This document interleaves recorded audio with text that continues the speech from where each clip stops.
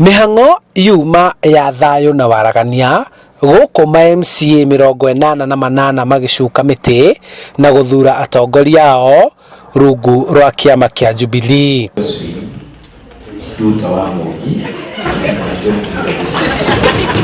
Gideon Gachara niwe riu mutongoria wa aria aingi mbunge-ini ya Kiambu guku aniwa Njiko Kariuki agithurwo gukorwo ari munini wake.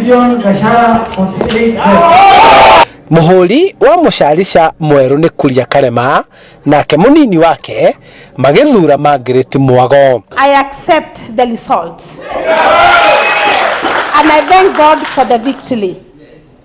And you have elected us to serve you. We are your servants and to make our Kiambu better. Magitikira guthurwo kwao, atongoria aya nimereire aikari a Kiambu mogaruruku na kuhe mbunge wiyathi wa guthurima thirikari ya Governor Ferdinand Waititu.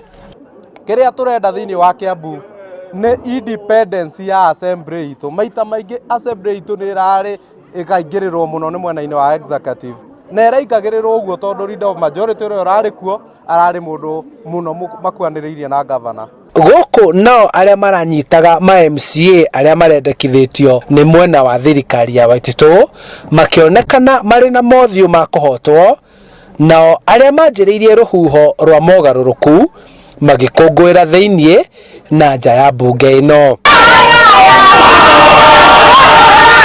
Riu maMCA aya mehitite kuhura rucamio mundu wothe ugukorwo akimahinga hari wira wao.